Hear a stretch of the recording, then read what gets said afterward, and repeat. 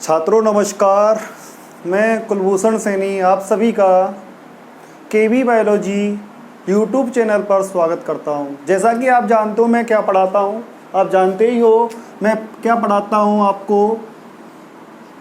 Biology, जीव विज्ञान। क्या पढ़ाता हूं? जीव विज्ञान।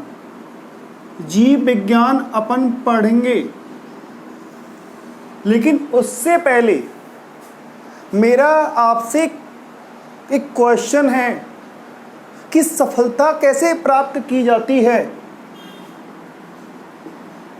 सफलता आपको पता है, आप बोर्ड की क्लास में आ चुके हो, आप सभी बराबर मेहनत करते हो। तो सफलता के लिए सबसे पहला काम आपको क्या करना है? मेहनत।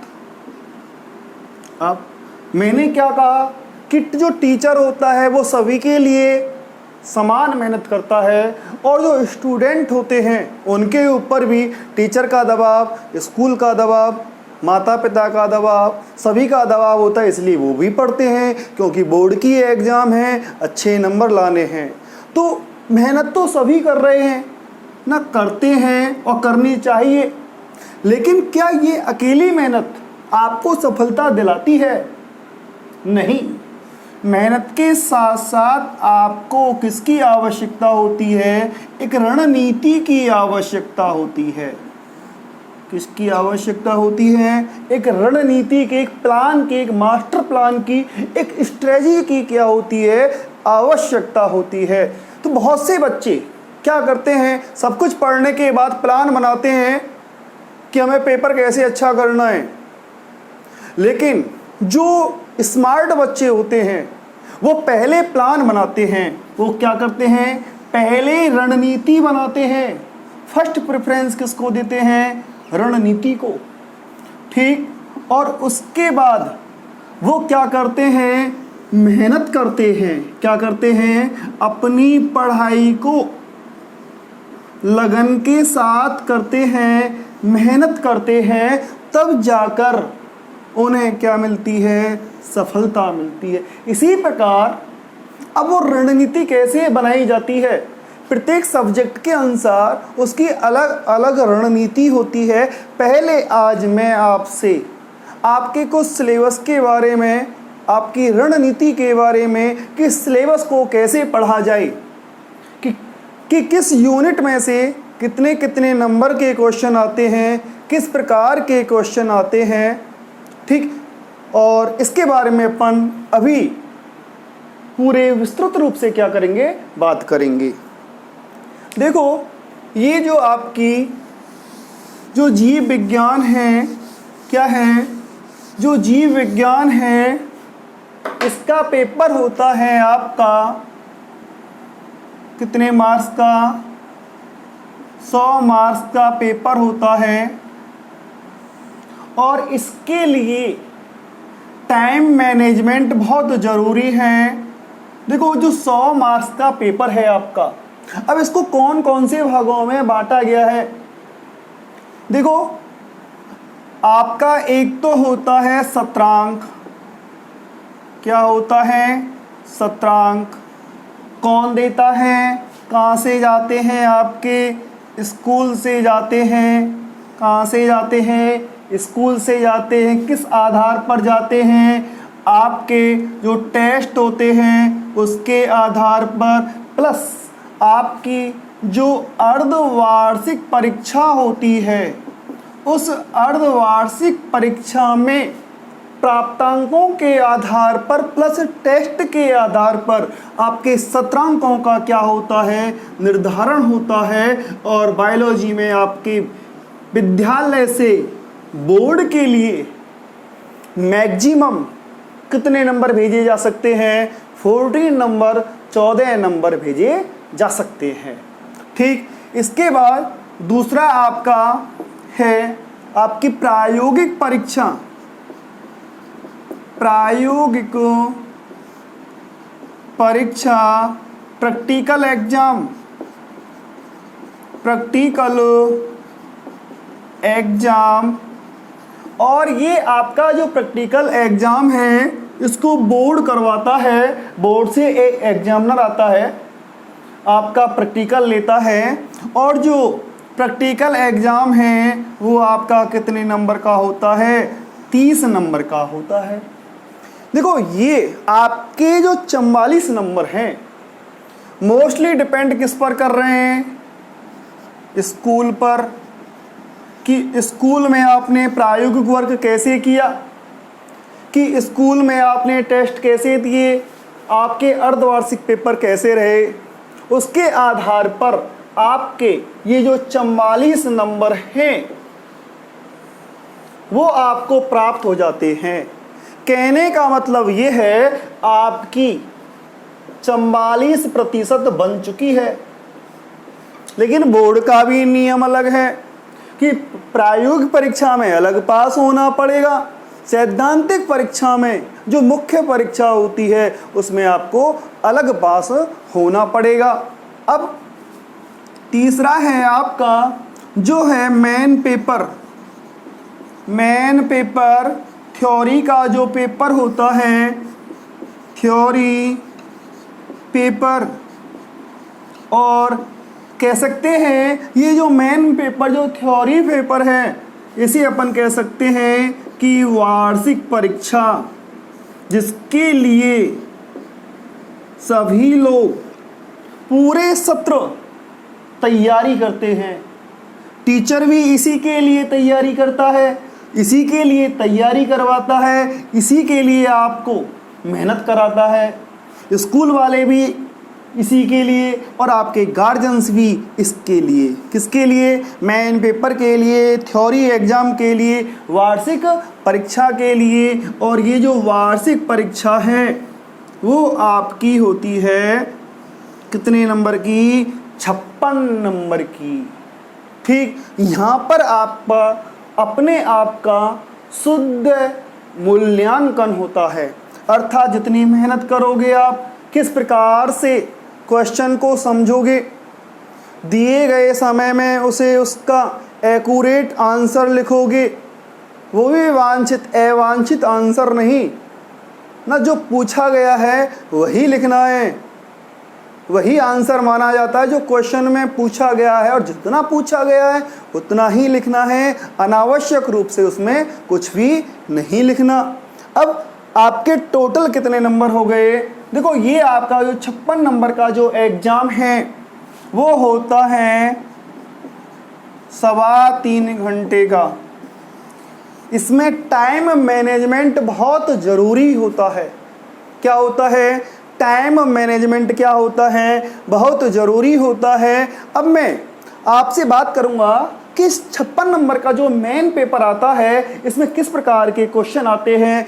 ये जो पेपर है आपका वो कितने भागों में बटा होता है, इससे पहले आप इसका स्क्रीनशॉट ले लीजिए, क्योंकि लिखने में आपको क्या लगेगा? टाइम लगेगा। पहले आप स्क्रीनशॉट लेकर, जिससे मैं इसे रब कर दूँ, मिटा दूँ। ठीक, हाँ भाई, अब बात करते हैं अपन जो आपका मेन पेपर होता है वो 56 नंबर का थ्योरी का पेपर है। कितने नंबर का? 56 नंबर का। आपके इसमें जो टाइम होगा, मेन पेपर का जो टाइम है वो कितना है? 3.25 घंटे हैं। और इसके जो मार्क्स हैं वो कितने हैं? 56 नंबर। ये आपका मेन एग्ज़ाम है। अब देखो ये जो पूरा पेपर है क्या है? ये जो पूरा पेपर है ये 4 भागों में डिवाइड होता है। एक तो होता है सेक्शन ए, एक होता है सेक्शन बी, एक होता है सेक्शन सी, और एक होता है सेक्शन डी। आपके ये 4 भाग हैं। आपका पूरा पेपर, पूरा 56 नंबर का पेपर, पूरे 3.25 घंटे का जो पेपर है आपका वो 4 भागों में डिवाइड है। Section A, section B, section C और सेक्शन डी। अब देखो ये जो सेक्शन ए है इसमें 1 से लेकर 13 क्वेश्चन होते हैं। अर्थात कह सकते हैं कि जो सेक्शन ए है उसमें कुल कितने क्वेश्चन हैं, 13 क्वेश्चन हैं, 13 क्वेश्चन हैं और प्रत्येक क्वेश्चन कितने नंबर का है, 1 मार्क्स का है। कितने मार्क का, 1 मार्क का, 1 अंक का प्रत्येक क्वेश्चन है। अर्थात ये जितने भी सेक्शन ए में जितने भी क्वेश्चन हैं, मैक्सिमम मिनिमम एक शब्द और जो मैक्सिमम है, मैक्सिमम आप 3 लाइन मान लीजिए, लेकिन 3 लाइन भी आपको नहीं लिखनी, क्योंकि मैक्सिमम इसमें क्या पूछ सकता है, वो डेफिनेशन, और डेफिनेशन मिनिमम 2 लाइन में और मैक्सिमम 3 लाइन में क्या हो जाती है, किसी की भी परिभाषा हो वो कंप्लीट हो जाती है। ठीक, इससे ज़्यादा अगर आप 1 नंबर के क्वेश्चन में आप 5 लाइन लिखोगे, 10 लाइन लिखोगे, तो वो आपको बिना पढ़े भी काट सकता है, क्योंकि उसने पता है जब एक उसका आंसर उसका जब 1 शब्द है या 1 लाइन है और आप उसमें 15 लाइन लिख दोगे तो अपना टाइम भी खराब कर रहे हो प्लस अपने नंबर भी कटवा रहे हो। अब जो क्वेश्चन जो सेक्शन बी है ये है आपका, इसमें क्वेश्चन नंबर, ये है आपके क्वेश्चन नंबर, ये आपके मार्क्स हैं। अब देखो जो सेक्शन बी है इसमें क्वेश्चन नंबर 14 से लेकर 24 तक के जो क्वेश्चन होते हैं, अर्थात कह सकते हैं लगभग 10 क्वेश्चन होंगे वो आपके, वो कितने नंबर के होंगे, एक के बाद क्या आना है, 2। ये आपके कितने नंबर के हैं, 14 से लेकर 24 नंबर तक की जो क्वेश्चन हैं, जो प्रत्येक क्वेश्चन है वो आपका कितने नंबर का है, 2 नंबर का है। अब बात करते हैं अपन सेक्शन सी की। किसकी बात करते हैं, जो सेक्शन सी है इसमें 25 से लेकर 27 तक क्वेश्चन, अर्थात 25, 26, 27 जो 3 क्वेश्चन हैं आपके, 25, 26, 27 जो 3 क्वेश्चन हैं वो प्रत्येक क्वेश्चन आपका कितने नंबर का है, 3 मार्क्स का है। प्रत्येक क्वेश्चन कितने नंबर का होगा, 3 नंबर का है। अब कितने क्वेश्चन बचे, देखो 28 से लेकर और 30 तक, 28, 29, 30 ये 3 क्वेश्चन हैं। ये जो क्वेश्चन हैं आपके कितने नंबर के हैं, 4 मार्क्स के हैं। आपके पास चैलेंज बड़ा है, आपके पास क्वेश्चन 30 हैं, कितने हैं टोटल क्वेश्चन, आपको 30 क्वेश्चन आपको कितने घंटे में करने हैं, 15 मिनट पेपर के पढ़ने के, बचे आपके पास 3 घंटे। अब 3 घंटों में आपको क्या करना है, 30 क्वेश्चन को करना है। 1 नंबर वाले भी होंगे, 2 नंबर वाले भी होंगे, 3 नंबर वाले भी होंगे और 4 नंबर वाले भी होंगे।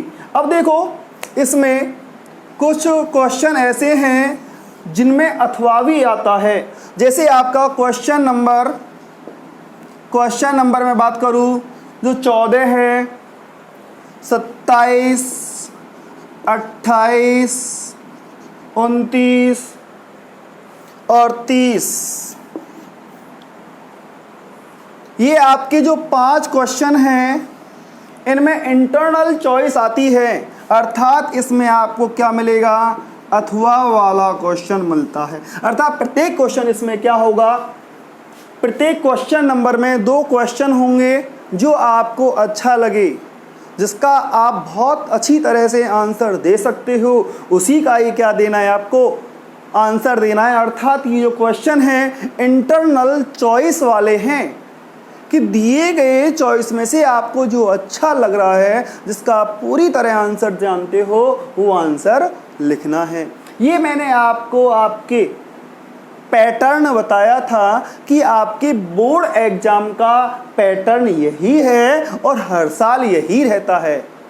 ठीक, सेक्शन ए में फिक्स हैं, 13 क्वेश्चन आने हैं। प्रत्येक क्वेश्चन कितने नंबर का है, 1 नंबर का है। 14 से लेकर जो 24 तक हैं वो प्रत्येक क्वेश्चन कितने नंबर का है, 2 नंबर का। 25 से लेकर 27 कितने नंबर का है, 3 नंबर का। 28, 29, 30 बड़े क्वेश्चन हैं ये, और ये प्रत्येक क्वेश्चन कितने नंबर का है, 4 नंबर का है।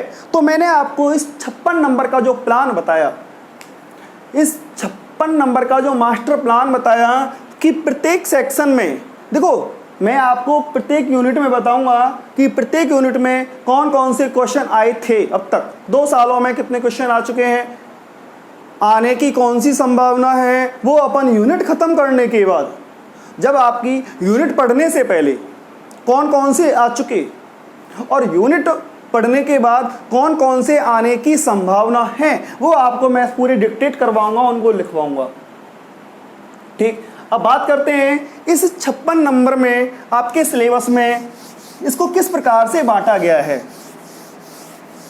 जैसा कि आप जानते हो 11th में आप पढ़ चुके हो कि आपका जो जीव विज्ञान है, अभी मैंने आपको बताया टोटल नंबर कितना है बेटा, इसका जो मेन पेपर होगा वो 56 नंबर का, किसका है ये, मेन पेपर, या कह सकते हैं कौन सा पेपर, वार्षिक परीक्षा का।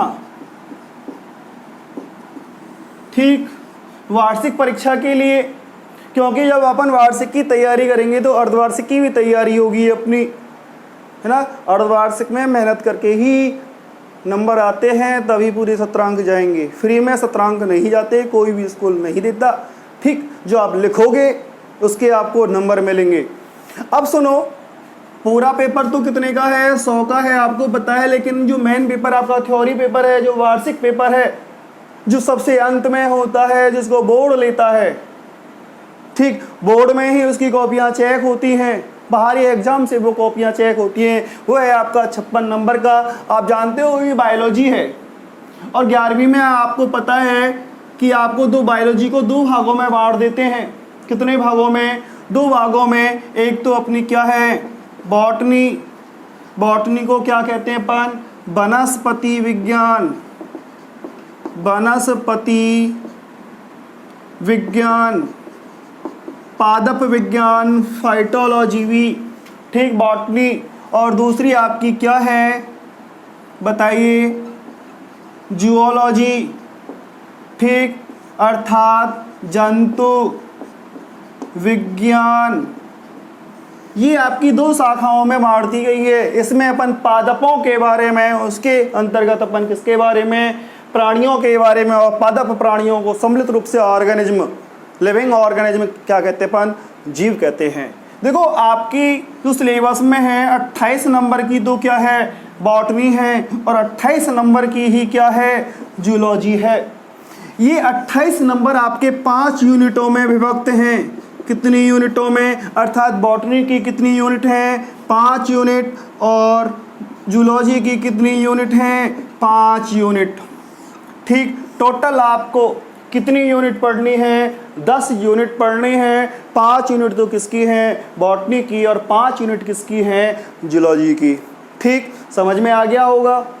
अब सुनो, मैं सबसे पहले स्टार्ट करता हूँ एक यूनिट के बारे में। देखो अपन पढ़ने से पहले, यूनिट शुरू करने से पहले उस यूनिट के बारे में कि कौन कौन सी इस यूनिट में पार्ट हैं और उसमें क्या पढ़ने वाले हैं, ठीक, उसकी सबसे पहले शॉर्ट, ठीक, उसके बाद उसका विस्तृत रूप से पढ़ेंगे, डिक्टेट भी आपको करवाया जाएगा। इसकी आपको जो मैं आपको पढ़ा रहा हूँ, इसकी PDF आपको मेरे टेलीग्राम चैनल पर मिल जाएगी। ठीक, मैं अपलोड करूँगा तब मिलेगी आपको। और सुनो, उसके बाद कि अपन बात करते हैं कि 5 यूनिट तो अपन को पढ़नी है वनस्पति विज्ञान में, और 5 यूनिट ही किस में पढ़नी है, जूलॉजी में, जंतु विज्ञान में पढ़नी है। तो सबसे पहले मैं आपसे पहली यूनिट की ही बात करता हूँ।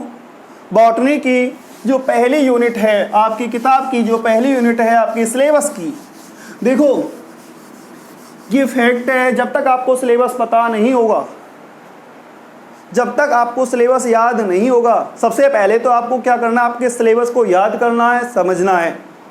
अगर आपके दिमाग में पूरा सिलेबस है तो आपकी बायोलॉजी बहुत हल्की हो जाएगी। ठीक, आपको पता रहेगा हम कितना पढ़ चुके हैं, कितना पढ़ने वाले हैं, किस में से कितना पढ़ना चाहिए, किस में से क्वेश्चन आते हैं। लेकिन सबसे पहले आपको हमेशा अपने दिमाग में क्या रखना है, सिलेबस रखना है। ठीक, बच्चों को पता ही नहीं होता कि फलाना नंबर का पार्ट कौन सा है, पहले पार्ट का नाम क्या है, पहले लेसन का नाम क्या है, 5वें लेसन का नाम क्या है, कि 5वें लेसन में क्या चीज़ पढ़ाई गई थी, क्या चीज़ पढ़ाई गई थी ये नहीं पता होता तो वो क्या बता पाएगा जो उसमें अंदर है? नेवर। तो सबसे पहले आपको अपना सिलेबस बार बार कह रहा हूँ कि सिलेबस आपको हमेशा अपने क्या रखना है? दिमाग में रखना है। जब आपका सिलेबस आपके दिमाग में होगा तो आपकी बायोलॉजी 30% सॉल्व हो जाएगी। आपकी बायोलॉजी की जो समस्या है वो 30% सॉल्व हो जाएगी, साइकोलॉजिकली सॉल्व हो जाएगी। ठीक, थ्योरेटिकली मैं सॉल्व करूँगा, साइकोलॉजिकली आपकी सॉल्व होगी। अब सुनो, जो फर्स्ट यूनिट है आपकी, यूनिट फर्स्ट है, जो 12th बायोलॉजी की जो फर्स्ट यूनिट है उसका नाम है आवृतबीजी पादपों में, आवृतबीजी पादपों में जनन व विकास, रिप्रोडक्शन एंड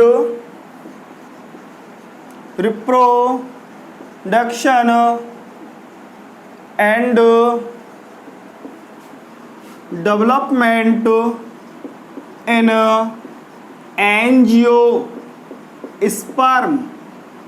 जानते हो एंजियोस्पर्म पादपों का एक समूह है, पादपों का एक वर्ग है जिन्हें अपन वर्तमान युग के पादप भी कहते हैं। क्या कहते हैं? वर्तमान युग के पादप। उनमें उनका विकास कैसे होता है, ठीक, उनमें प्रजनन कैसे होता है, उस यूनिट में, इस यूनिट में इनके बारे में ही है। और ये आपकी जो यूनिट है, ये आपकी जो टोटल यूनिट है वो कितने नंबर की है?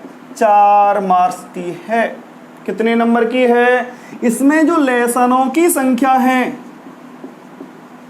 इसमें जो लेसन है वो भी कितने आपके?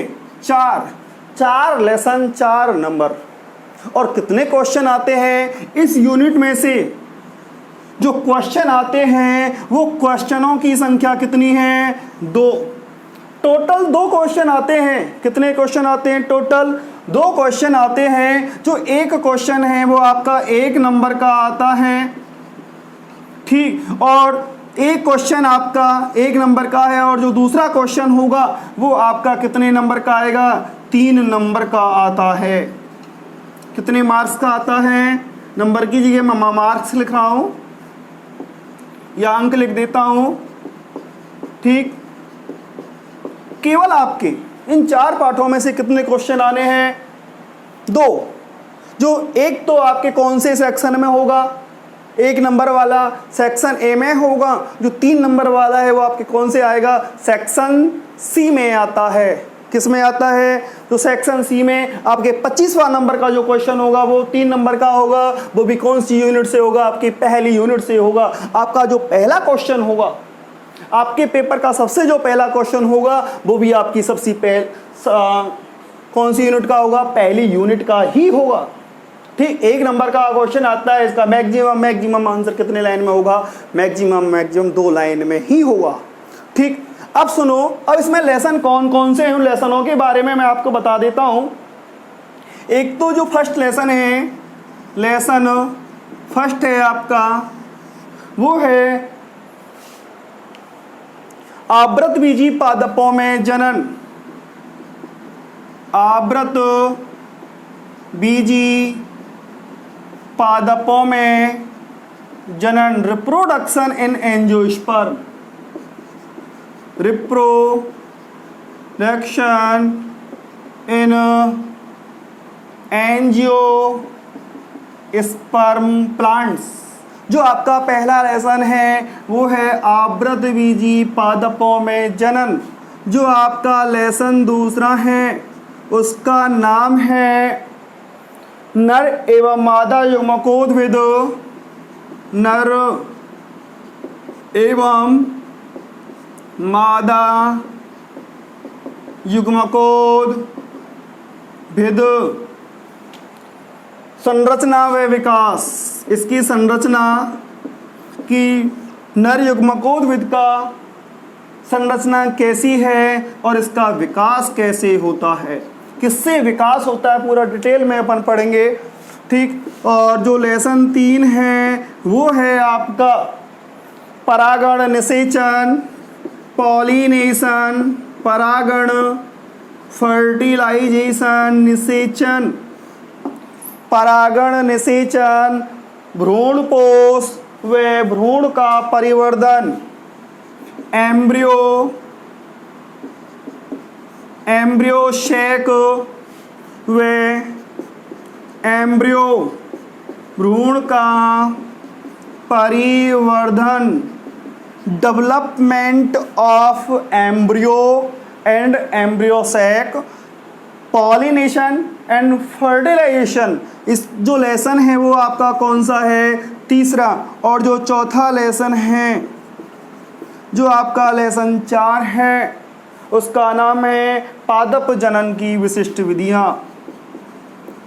पादप जनन की विशिष्ट विधियां, ये आपके 4 लेसन हैं। Specific method in plant production, कुछ विशेष विधियां हैं, उनके बारे में अपन इस चौथे पार्ट में। इस प्रकार आपके ये 4 पार्ट हैं। ठीक, ये आपका पहली यूनिट का क्या है, पूरा सिलेबस है। आपको मैंने बताया जो पहली यूनिट है आपकी, उसका नाम है आवृतबीजी पादपों में जनन व विकास, और ये कितने नंबर की है?